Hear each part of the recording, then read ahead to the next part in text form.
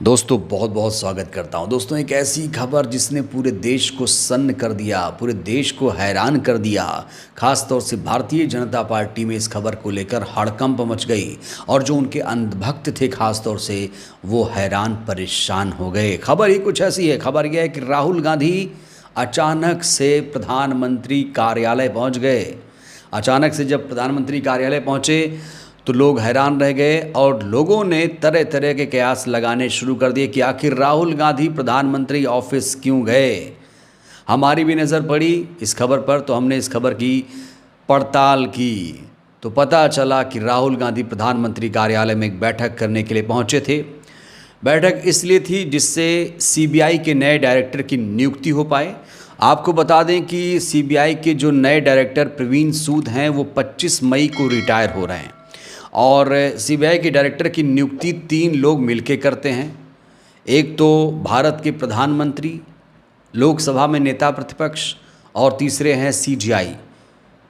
याद करिए, नियुक्ति की यही प्रक्रिया थी चुनाव आयोग की भी। चुनाव आयोग की भी नियुक्ति यही 3 लोग मिलकर करते थे, लेकिन बाद में एक कानून मोदी सरकार लाई जिसके बाद में सरकार ने अपने ही मंत्री सांसद को वहाँ पर डाल दिया जहाँ सीजीआई होते थे। तो जो अभी नियुक्ति चुनाव आयोग की हो रही है वो निष्पक्ष नहीं मानी जाती है, क्योंकि पलड़ा जो है वो सरकार का यहाँ पर भारी है। लेकिन जो सीबीआई की डायरेक्टर की नियुक्ति है वो अभी निष्पक्ष मानी जा रही है, क्योंकि यहाँ पर सीजीआई भी हैं, लोकसभा में नेता प्रतिपक्ष भी हैं और प्रधानमंत्री भी हैं। तो ये जो नियुक्ति की प्रक्रिया है इसको देखकर लग रहा है कि जो सीबीआई के डायरेक्टर की नियुक्ति है वो निष्पक्ष है। तो राहुल गांधी पीएम ऑफिस इसलिए पहुंचे क्योंकि उनको इस बैठक में शामिल होना था। लेकिन इस खबर को लेकर तरह तरह के दोस्तों कयास लगाए जाने लगे कि क्या राहुल गांधी प्रधानमंत्री बनने जा रहे हैं, क्या वो प्रधानमंत्री पद की शपथ लेंगे, क्या अब सरकार बदल जाएगी, क्या मोदी सरकार गिर गई है। इस तरह के कयास लगाने शुरू कर दिए गए। तो यहाँ पर एक बहुत बड़ी बैठक थी और आप जानते हैं कि सीबीआई ईडी किस तरीके से हमारे देश में काम कर रही है।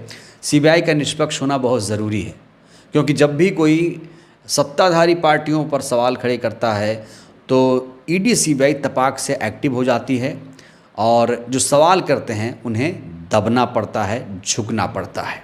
हालांकि सीबीआई डायरेक्टर की नियुक्ति से जुड़ा सुप्रीम कोर्ट का एक नियम कानून भी है। मैं ये नियम आपको बताना चाहता हूँ। सीबीआई डायरेक्टर की नियुक्ति के लिए कई अहम नियम हैं।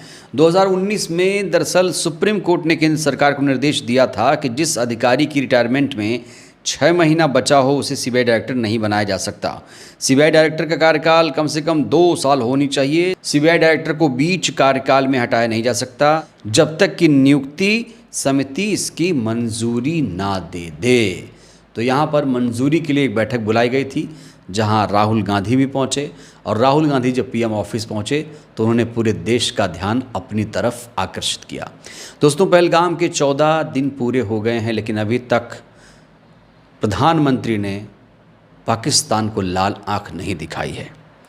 यही मोदी जी जब गुजरात के सीएम थे तो कहते थे दोस्तों समस्या सरहद पर नहीं है, सीमा पर नहीं है, समस्या दिल्ली में है। हम भी तो कह रहे हैं समस्या दिल्ली में है। कहा जाता है कि अब तक राहुल गांधी प्रधानमंत्री होते तो पहलगाम का बदला ले लिया गया होता। याद है आपको, जब पहलगाम हुआ था तो मोदी जी विदेश यात्रा पर थे, तुरंत आए, लोगों को लगा कि कश्मीर जाएंगे, लेकिन वो पहुंच गए बिहार चुनाव रैली करने। ना सिर्फ बिहार में रैली करने गए थे बल्कि पलटू राम के साथ ये हंसी ठिठोली भी कर रहे थे और पूरा देश वहीं अवाक रह गया कि हमने किस तरह के प्रधानमंत्री को चुन लिया। कहने के तो इनका सीना 56 इंच का है, लेकिन आतंकवादियों को मुंहतोड़ जवाब देना इन्हें नहीं आता है। बड़ा सवाल यह है कि पहलगाम के पीड़ितों को इंसाफ कब मिलेगा, ये बड़ा सवाल है। आपको क्या लगता है कि राहुल अगर प्रधानमंत्री होते तो पहलगाम के पीड़ितों को इंसाफ मिल गया होता, आतंकियों का जड़ से सफाया हो गया होता? आप लोग अपनी राय दीजिएगा। बहुत बहुत शुक्रिया।